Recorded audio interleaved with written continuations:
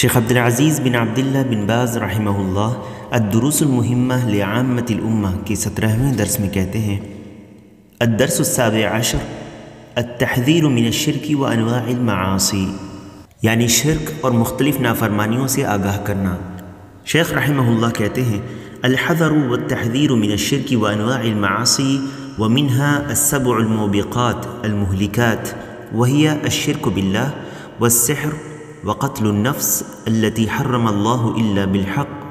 وأكل مال اليتيم وأكل الربا والتولي يوم الزحف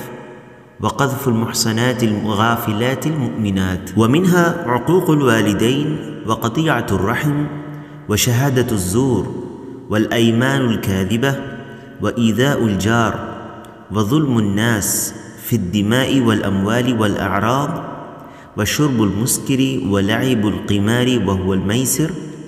والغيبة والنميمة وغير ذلك مما نهى الله عز وجل عنه أو رسوله صلی اللہ علیہ وسلم، یعنی شرک اور مختلف نافرمانیوں سے آگاہ کرنا۔ ان گناہوں میں 7 ہلاک کر دینے والے گناہ ہیں، جن میں اللہ کے ساتھ شرک کرنا، جادو کرنا، کسی جان کو جسے اللہ نے حرام کیا ہے بغیر حق کے قتل کرنا، یتیم کا مال کھانا، سود کھانا، لڑائی کے میدان سے یعنی جہاد میں پیٹھ پھیر کر بھاگ جانا، پاک دامن برائی سے غافلہ خواتین پر تہمت لگانا۔ ان گناہوں میں والدین کی نافرمانی کرنا، قطع رحمی کرنا، جھوٹی گواہی دینا، جھوٹی قسم کھانا، پڑوسی کو اذیت پہنچانا، لوگوں کی جان، مال، عزت اور آبرو پر حملہ کرنا، شراب پینا، جوا کھیلنا، غیبت اور چغلخوری کرنا، اور ان کے علاوہ اور بھی گناہوں سے رکنا ہے جن سے اللہ تعالیٰ یا اس کے رسول صلی اللہ علیہ وسلم نے منع فرمایا ہے۔ شیخ رحمہ اللہ نے جب پچھلے 2 درسوں میں اسلامی اخلاق سے مزین ہونے اور اچھے آداب سے مہذب ہونے کو بیان کیا، تو اس کے بعد اس باب میں گناہوں سے آگاہ کیا ہے جو اسلامی اخلاق و آداب کے خلاف بھی ہیں اور ان سے اللہ اور رسول صلی اللہ علیہ وسلم کی نافرمانی بھی ہوتی ہے۔ اسی لیے دین میں جہاں اچھی باتوں کی ترغیب دلانا ہے، وہیں برائیوں سے روکنا اور ڈرانا بھی شامل ہے، کیونکہ بندہ نیکی کی طرف مائل ہو اور برائی سے رک جائے۔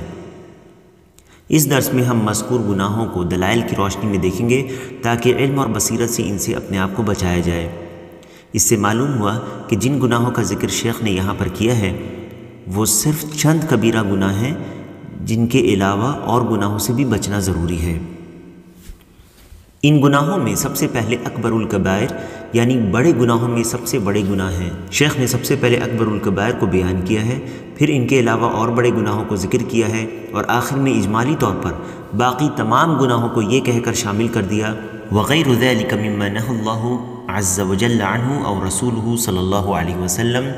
یعنی اور ان کے علاوہ اور بھی گناہوں سے رکنا جن سے اللہ تعالیٰ یا اس کے رسول صلی اللہ علیہ وسلم نے منع فرمایا ہے۔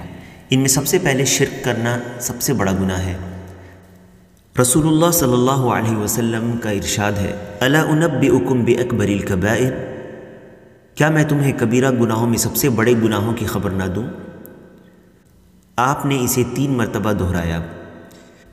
صحابہ نے کہا بلا یا رسول اللہ، کیوں نہیں ہے اللہ کے رسول صلی اللہ علیہ وسلم؟ آپ نے کہا الاشراک باللہ وعقوق الوالدین،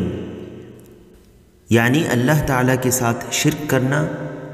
اور والدین کی نافرمانی کرنا۔ رسول اللہ صلی اللہ علیہ وسلم ٹیک لگا کر بیٹھے ہوئے تھے، پھر آپ سیدھے ہو کر بیٹھ گئے اور اس بات کو دہراتے رہے اور جھوٹی گواہی دینا، الا وقول الزور، جھوٹی گواہی دینا، یا فرمایا جھوٹ بولنا۔ اسے بخاری اور مسلم نے روایت کیا ہے۔ شرک غیر اللہ کو اللہ کے برابر سمجھنا ہے ہر اس چیز میں جو اللہ کے لیے خاص ہے،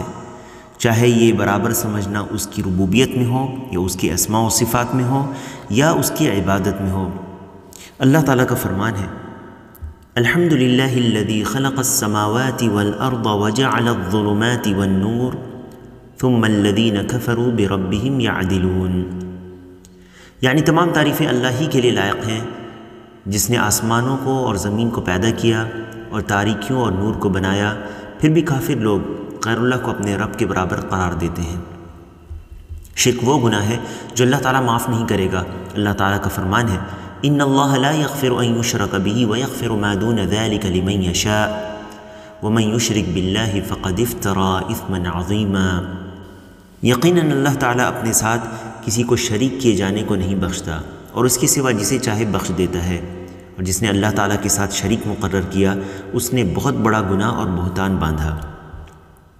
شرک اکبر کی مثال غیر اللہ کے لیے کسی بھی عبادت کو کرنا ہے، جیسے سجدہ، نذر، ذبح یا ان سے دعا کرنا، اور شرک اصغر کی مثال لوگوں کو دکھانے کے لیے یا ان کی تعریف سننے کے لیے کسی عبادت کو انجام دینا۔ شرک اکبر تمام اعمال کو ضائع کر دیتا ہے اور اس سے بندہ دائرہ اسلام سے نکل جاتا ہے، جبکہ شرک اصغر اس عمل کو برباد کر دیتا ہے جس میں وہ داخل ہو۔ شرک اصغر سے بندہ دائرہ اسلام سے تو نہیں نکلتا، مگر یہ چھوٹا گناہ بھی نہیں ہے، اسی لیے ہر قسم کے شرک سے دوری اختیار کرنا ضروری ہے۔ اس کے بعد جادو کرنا۔ جادو کفر ہے اور اس میں جادو کرنے والا اور کروانے والا دونوں شامل ہیں۔ جادو کبھی تو کسی کو نقصان پہنچانے کے لیے کیا جاتا ہے، کبھی دو لوگوں کے بیچ رشتہ توڑنے کے لیے، اور کبھی دو لوگوں کے بیچ غیر فطری محبت پیدا کرنے کے لیے بھی کرایا جاتا ہے۔ جادو کفر ہے اور اس کی دلیل اللہ تعالیٰ کا یہ فرمان ہے وَاتَّبَعُوا مَا تَتْلُو الشَّيَاطِينُ عَلَى مُلْكِ سُلَيْمَانَ وَمَا كَفَرَ سُلَيْمَانُ وَلَكِنَّ الشَّيَاطِينَ كَفَرُوا يُعَلِّمُونَ النَّاسَ السِّحْرَ وَمَا أُنزِلَ عَلَى الْمَلَكَيْنِ بِبَابِلَ هَارُوتَ وَمَارُوتَ وَمَا يُعَلِّمَانِ مِنْ أَحَدٍ حَتَّى يَقُولَا إِنَّمَا نَحْنُ فِتْنَةٌ فَلَا تَكْفُرْ فَيَتَعَلَّمُونَ مِنْهُمَا مَا يُفَرِّقُونَ بِهِ بَيْنَ الْمَرْءِ وَزَوْجِهِ وَمَا هُمْ بِضَارِّينَ بِهِ مِنْ أَحَدٍ إِلَّا بِإِذْنِ اللَّهِ وَيَتَعَلَّمُونَ مَا يَضُرُّهُمْ وَلَا يَنْفَعُهُمْ وَلَقَدْ عَلِمُوا لَمَنِ اشْتَرَاهُ مَا لَهُ فِي الْآخِرَةِ مِنْ خَلَاقٍ وَلَبِئْسَ مَا شَرَوْا بِهِ أَنفُسَهُمْ لَوْ كَانُوا يَعْلَمُونَ۔ یعنی اور وہ اس چیز کے پیچھے پڑ گئے جسے شیطان سلیمان کی حکومت میں پڑھتے تھے۔ سلیمان نے تو کفر نہیں کیا، بلکہ یہ کفر شیطانوں کا تھا۔ وہ لوگوں کو جادو سکھایا کرتے تھے، اور بابل میں ہاروت اور ماروت فرشتوں پر جو اتارا گیا تھا وہ دونوں بھی کسی شخص کو اس وقت تک نہیں سکھاتے تھے جب تک یہ نہ کہہ دیں کہ ہم تو ایک آزمائش ہیں تو کفر نہ کرو۔ پھر لوگ ان سے وہ سیکھتے، یعنی جادو، جس سے خاوند اور بیوی میں جدائی ڈال دیں، اور دراصل وہ بغیر اللہ کی مرضی کے کسی کو نقصان نہیں پہنچا سکتے تھے۔ یہ لوگ وہ سیکھتے جو انہیں نقصان پہنچائے اور نفع نہیں پہنچا سکے، اور وہ بالیقین یہ جانتے تھے کہ اس کے لینے والے کا، یعنی جادو کو لینے والے کا آخرت میں کوئی حصہ نہیں، اور وہ بدترین چیز ہے جس کے بدلے میں وہ اپنے آپ کو فروخت کر رہے ہیں۔ کاش کہ یہ جانتے ہوتے۔ اس سے یہ پتہ چلا کہ جادو کرنا یا کروانا یا اس سے راضی ہونا کفر ہے۔ نیز جادوگروں کے پاس جانا اور ان سے غیبی امور کے بارے میں پوچھنا بھی حرام ہے۔ جادو کا توڑ جادو سے بھی نہیں کیا جاتا، بلکہ جادو کا علاج شرعی رقیہ اور جائز دواؤں سے ہی کیا جا سکتا ہے۔ اسی طرح علم غیب کے دعوے داروں کے پاس جانا، ان سے غیبی چیزوں کے بارے میں پوچھنا، چاہے کسی بھی ذرائع سے ہو، جیسے میگزین، اخباروں کے ذریعے، ابراج کو پڑھنا، جنتری دیکھنا، ٹی وی چینل یا ویب سائٹ کے ذریعے ان کو سننا، یہ سب حرام ہے، اور ایسے شخص کی 40 دنوں کی نماز قبول نہیں ہوگی۔ رسول اللہ صلی اللہ علیہ وسلم نے فرمایا من اتی عرافا فسألہ عن شیء لم تقبل له صلاة 40 لیلہ، جو شخص کسی غیب کی خبریں سنانے والے کے پاس آئے اور اس سے کسی چیز کے بارے میں پوچھے تو اس شخص کی 40 راتوں تک کی نماز قبول نہیں ہوگی۔ اسے مسلم نے روایت کیا ہے۔ اور جس نے ان کی تصدیق کر دی اس نے کفر کیا اس چیز کا جو محمد صلی اللہ علیہ وسلم پر نازل کیا گیا ہے، کیونکہ غیب کا علم صرف اللہ کو ہے، جیسا کہ اللہ کا فرمان ہے قُلْ لَا يَعْلَمُ مَنْ فِي السَّمَاوَاتِ وَالْأَرْضِ الْغَيْبَ إِلَّا اللَّهُ وَمَا يَشْعُرُونَ أَيَّانَ يُبْعَثُونَ،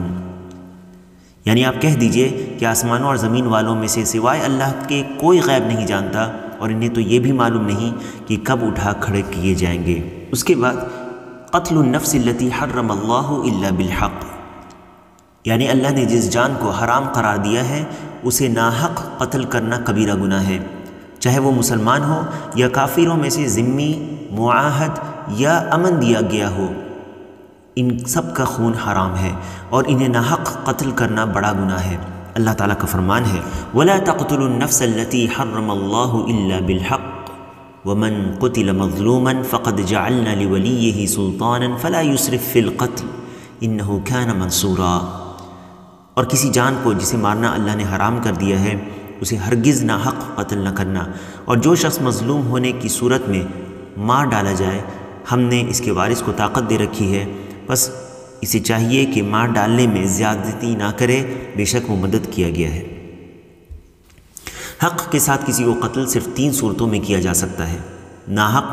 کسی کا قتل کرنے والا، شادی شدہ زانی، اور دین کو ترک کر کے مرتد ہو کر مسلمانوں کی جماعت سے نکل جانے والا شخص، جیسا کہ صحیحین کی حدیث میں ہے لا يحل دم امرئ مسلم يشهد ان لا الہ الا اللہ وانی رسول اللہ الا بإحدى 3: النفس بالنفس والثیب الزانی والمارق من الدین التارک للجماعہ۔ یاد رہے ایسوں پر فیصلہ صادر ہونے کے بعد حکمران اسے قتل کریں گے۔ وَأَكْلُ مَالَ الْيَتِيمِ، یعنی یتیم کا مال کھانا۔ یتیم کا مال ناحق طریقے سے کھانا یہ کبیرہ گناہ ہے۔ یتیم وہ ہے جس کا والد اس کی بلوغت سے پہلے فوت ہو گیا ہو۔ ایسے بچے کے مال کی حفاظت کرنا اس کے رشتہ داروں اور دوسرے مسلمانوں پر اس کا حق ہے، کیونکہ یہ اپنی کم عمری اور عقل و شعور کو نہیں پہنچنے کی وجہ سے اپنے مال کی حفاظت نہیں کر سکتا اور نہ ہی اس میں صحیح طور پر تصرف کر سکتا ہے۔ تو یتیم کے ولی کی ذمہ داری ہے کہ اس کے مال کی حفاظت کریں، اور اگر وہ خود فقیر ہیں تو اس کے اخراجات کے لیے اس کے مال کو معروف طریقے سے خرچ کریں۔ جو شخص یتیم کے مال کو ناجائز طریقے سے اڑاتا ہے یا اس کی کمزوری اور ناسمجھی کا فائدہ اٹھا کر اس کے مال کو کھاتا ہے تو اس کے لیے شدید عذاب کی وعید آئی ہے۔ اللہ تعالیٰ کا فرمان ہے وَآتُوا الْيَتَامَى أَمْوَالَهُمْ وَلَا تَتَبَدَّلُوا الْخَبِيثَ بِالطَّيِّبِ وَلَا تَأْكُلُوا أَمْوَالَهُمْ إِلَىٰ أَمْوَالِكُمْ إِنَّهُ كَانَ حُوبًا كَبِيرًا، اور یتیموں کو ان کا مال دے دو اور پاک اور حلال چیز کے بدلے ناپاک اور حرام چیز نہ لو، اور اپنے مالوں کے ساتھ ان کے مال ملا کر نہ کھا جاؤ، بے شک یہ بہت بڑا گناہ ہے۔ آگے اللہ تعالیٰ کا فرمان ہے ان الذین یأکلون اموال الیتامی ظلما انما یأکلون فی بطونہم نارا وسیصلون سعیرا، یعنی جو لوگ ناحق ظلم سے یتیموں کا مال کھا جاتے ہیں وہ اپنے پیٹ میں آگ ہی بھر رہے ہیں اور عنقریب وہ دوزخ میں جائیں گے۔ وَأَكْلُ الرِّبَا، یعنی سود کھانا۔ سود خوری کبیرہ گناہ ہے اور یہ لوگوں کا مال غلط طریقے سے کھانے میں سے ہے۔ اللہ تعالیٰ کہتا ہے الذین یأکلون الربا لا یقومون الا کما یقوم الذی یتخبطہ الشیطان من المس ذلک بأنہم قالوا انما البیع مثل الربا وأحل اللہ البیع وحرم الربا فمن جاءه موعظة من ربه فانتهى فله ما سلف وأمره إلى الله ومن عاد فأولئك أصحاب النار هم فيها خالدون، یعنی جو لوگ سود کھاتے ہیں وہ نہ کھڑے ہوں گے مگر اس طرح جس طرح وہ کھڑا ہوتا ہے جسے شیطان چھو کر خپتی بنا دے۔ یہ اس لیے کہ یہ کہا کرتے تھے کہ تجارت بھی سود ہی کی طرح ہے، حالانکہ اللہ نے تجارت کو حلال کیا ہے اور سود کو حرام۔ جو شخص اپنے پاس اس کے رب کی آئی ہوئی نصیحت سن کر رک گیا، یعنی سود کی حرمت پر، تو اس کے لیے وہ ہے جو گزرا، اور اس کا معاملہ اللہ کی طرف ہے، اور جس نے پھر بھی کیا یعنی سود لیا وہ جہنمی ہے، ایسے لوگ ہمیشہ ہی اس میں رہیں گے۔ اور مسلم کی حدیث میں ہے لعن رسول اللہ صلی اللہ علیہ وسلم آکل الربا ومؤکلہ وکاتبہ وشاہدیہ وقال ہم سواء، یعنی اللہ کے رسول صلی اللہ علیہ وسلم نے لعنت کی ہے سود کھانے والے پر، کھلانے والے پر، لکھنے والے پر اور اس کے دونوں گواہوں پر، اور فرمایا یہ سب برابر ہیں۔ التولی یوم الزحف، یعنی میدان جنگ سے پیٹھ پھیر کر بھاگنا، یہ کبیرہ گناہ ہے۔ اس میں وہ لوگ ہیں جو شرعی جہاد میں دشمنوں کے ڈر سے بغیر کسی جنگی چال یا اپنی جماعت سے ملنے کے میدان جنگ سے بھاگ جائیں۔ وقذف المحصنات الغافلات المؤمنات، یعنی پاک دامن غافلہ مسلمان عورت پر تہمت باندھنا، یہ کبیرہ گناہ ہے کہ کسی پاک دامن مومنہ عورت پر زنا یا فحاشی کی تہمت لگائی جائے جس سے وہ بری اور غافل ہے۔ اگر کوئی پاک دامن مومن مرد پر فحاشی کی تہمت لگائے تو وہ بھی اسی میں شامل ہوگا۔ اگر اس کے پاس 4 گواہ اس کے دعوے پر نہ ہوں تو اسے 80 کوڑے لگائے جائیں گے اور اس کی گواہی کبھی قبول نہیں کی جائے گی، اور ایسے لوگ فاسق ہیں۔ ان 7 گناہوں سے رسول اللہ صلی اللہ علیہ وسلم نے آگاہ کرتے ہوئے کہا، اجتنبوا السبع الموبقات، یعنی 7 تباہ کن گناہوں سے بچو۔ قالوا یا رسول اللہ وما ہن، صحابہ نے پوچھا اے اللہ کے رسول یہ کون سے گناہ ہیں؟ قال الشرک باللہ والسحر وقتل النفس التي حرم الله إلا بالحق وأكل الربا وأكل مال اليتيم والتولي يوم الزحف وقذف المحصنات المؤمنات الغافلات، یعنی اللہ کے ساتھ شرک کرنا، جادو کرنا، جس جان کا قتل اللہ نے حرام ٹھہرایا ہے اسے ناحق قتل کرنا، یتیم کا مال کھانا، سود کھانا، لڑائی کے دن دشمن کو پشت دکھا کر یعنی پیٹھ دکھا کر بھاگ جانا، اور پاک دامن بے خبر مومن عورت پر الزام تراشی کرنا۔ اسے بخاری اور مسلم نے روایت کیا ہے۔ ان گناہوں کے علاوہ اور بھی کبیرہ گناہ ہیں، جیسے جھوٹی قسمیں کھانا، اور ان میں سب سے زیادہ خطرناک غیر اللہ کی قسم ہے جو شرک یا کفر ہے۔ اس کے بعد اللہ کی جھوٹی قسمیں کھانا، خاص کر وہ قسمیں جس سے کسی کے حق کو جھوٹ بول کر مار لینا مقصود ہو۔ غیبت کرنا، یعنی کسی کے پیٹھ پیچھے اس کی برائی کرنا۔ غیبت کے بارے میں رسول اللہ صلی اللہ علیہ وسلم نے کہا، ذکرک اخاک بما یکرہ، یعنی اپنے بھائی کے بارے میں اس طرح تذکرہ کرنا جو اسے ناپسند ہو۔ قیل افرأیت ان کان فی اخی ما اقول، عرض کیا گیا کہ اگر میرے بھائی میں وہ بات واقعی موجود ہو جو میں کہتا ہوں تو؟ قال ان کان فیہ ما تقول فقد اغتبتہ وان لم یکن فیہ ما تقول فقد بہتہ۔ آپ صلی اللہ علیہ وسلم نے فرمایا، جو کچھ تم کہتے ہو اگر اس میں موجود ہے تو تم نے اس کی غیبت کی، اور اگر اس میں وہ عیب موجود نہیں ہے تو تم نے اس پر بہتان لگایا۔ اسے مسلم نے روایت کیا ہے۔ چغل خوری کرنا، یعنی لوگوں کے درمیان فساد اور لڑائی کروانے کے لیے کسی بات کو پھیلانا۔ رسول اللہ صلی اللہ علیہ وسلم کا فرمان ہے، لا يدخل الجنت نمام، یعنی چغل خور جنت میں نہیں جائے گا۔ ان کے علاوہ ماں باپ کی نافرمانی کرنا، قطع رحمی کرنا، چوری کرنا، کسی کو دھوکہ دینا، ظلم کرنا، جوا کھیلنا، اور اس میں لاٹری بھی داخل ہے، پانسے سے کھیلنا جیسے لوڈو وغیرہ کھیلنا حرام ہے۔ ان کے علاوہ ہر وہ چیز جسے اللہ اور رسول صلی اللہ علیہ وسلم نے قرآن یا سنت میں حرام قرار دیا ہے وہ حرام ہے۔ واللہ تعالی اعلم۔